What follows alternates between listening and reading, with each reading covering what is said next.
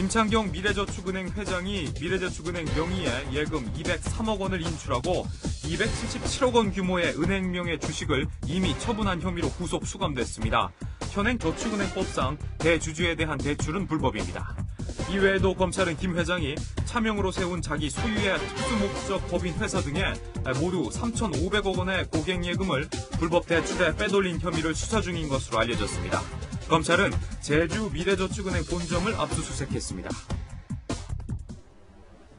자, 2차장 이제 그 저축은행의 이제 부실 관리, 뭐 이 경영 방만 같은 건 문제가 많이 지적이 되고 있는데, 이렇게 이제 방만하게 부실까지 간 이유 중에 보니까 이제 고위직 장차관, 뭐 군 장성 이런 분들은 이제 사회이사로 뭐 영입해가지고 결국 나섰는데, 이런 사람들도 결국 가서도 이런 사회이사면 이제 그 경영을 잘 하는 거 아니야, 감시하고 해야 되는 거 아니에요? 근데 결국 결과적으로 이렇게 이어진 거 보면 이분들이 제대로 일을 안 한 것 같아요, 보면. 예, 금융감독원의 그 전자공시 시스템에 확인된 결과로 말씀을 드리겠는데요.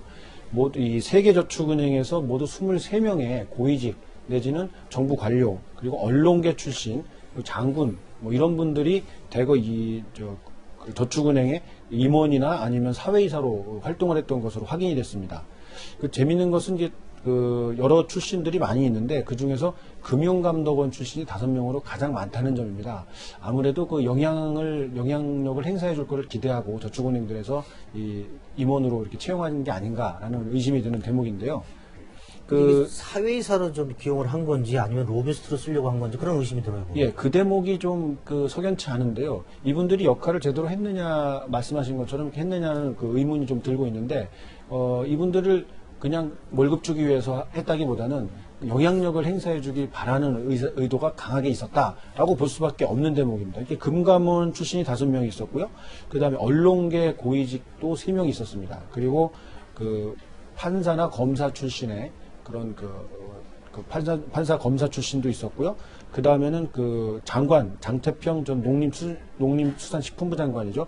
그리고 문원경 전 소방방재청장 이런 분들도 채용이 돼서 활동을 했던 것으로 확인이 됐습니다. 실제로 오늘 이런 분들이 퇴출당하지 않도록 힘을 좀 썼다 이런 거에 대한 내용 좀 나옵니까? 예, 아직까지 확인되지는 않았는데요. 네. 과거 저축은행 퇴출 시절에도 보면 이 수사 초기에는 이런 분들의 역할이 구체적으로 드러나지는 않았습니다. 네. 왜냐하면 검찰 수사가 단계적으로 진행이 되기 때문에 이분들에 대한 수사가 본격화되지 않았기 때문이죠. 하지만 어느 정도 그 횡령 액수가 확인이 되고 또 사용처가 확인된 다음에는 이렇게 활동했던 분들이 과연 자기 소속 기관을 향해서 어떤 활동을 했는지 구체적인 혐의가 확인될 가능성도 배제할 수는 없습니다. 예, 아까 그 이민석 솔로몬 저축은행 회장이 100억대 비자금 만들어 정치권 로비를 했다라고 했는데 이제 이 정치권 나오면 이제 일이 좀 커지는 것 같아요, 보면. 그렇죠. 이 검찰 수사도 이런 방향으로 흘러갈 가능성이 가장 큰데요.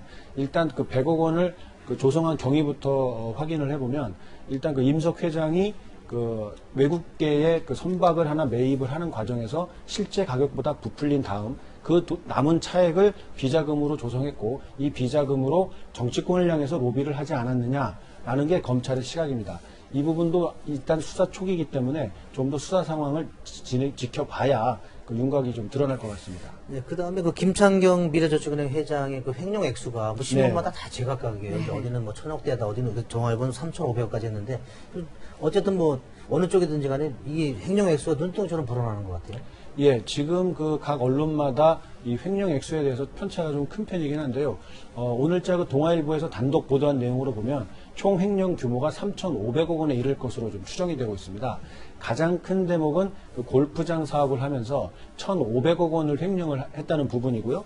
그 다음으로는 그 직원들의 돈까지 그 퇴직금을 그 회사에 투자해라 하는 명목으로 그 차용을 했다는 게 그 검찰의 주장입니다. 그 오늘 기사에 보면 56억 도난 당했다라는 내용이 나오는데요. 실제로는 56억인데 3,500만 원으로 축소해서 네. 신고를 하도록 후배를 통해서 시켰다 이런 내용인데 그거는 어떤 내용인가요? 예, 그 김창경 회장이 지난달이었는데요. 4월 달이었는데 네. 그 아산에 있는 한 고택에서 자주 이렇게 파티를 열고 했다고 합니다. 근데 그 자리에 그 별장을 관리하는 자기 그 동네 친구가 있는데 그분이 돈을 훔쳐간 것으로 좀 추정을 하고 있었습니다. 근데 당시에 김창룡 회장이 5만 원권 지폐를 현찰을 A4 용지 그 상자 박스에다가 담아서 모두 56억 원을 마련해서 승용차에다가 보관했답니다. 그런데 알고 보니 이게 그 자기 친구가 이걸 훔쳐간 거죠. 그리고 나서는 그 알고 지내던 그 일식집 주인에게 3,500만 원만 훔쳐갔다. 네. 도난당했다라고 신고를 해달라고 부탁을 했다고 합니다. 근데 그 훔쳐간 사람이 50년직이다 이렇게 네. 돼 있는데 실제로 훔친 것인지 아니면 훔쳤다고 신고는 하고 빼돌린 것인지 그건 아직 모르는 거죠. 예, 김 회장 측에서는 이분이 돈을 훔쳐간 다음에 네. 내가 거액을 너무 많이 가져갔으니까 좀 돌려주겠다라고 제안도 했었고 하다가 나중에는 이거 불법적인 비자금이니까 이거 신고하겠다라면서 오히려 협박을 했다. 하지만 이게 정상적인 그 영업 자금이었기 때문에 문제가 없다라는 주장을 하고 있습니다. 네. 예. 아이고, 아무튼 이 검찰 수사가 좀 정확히 좀 진행이 돼서 그럼 제대로 좀 바로 잡혀져야지 이제 다른 그 선량한 서민들이 피해를 보지 않는 그런 사태가 올 것 같습니다.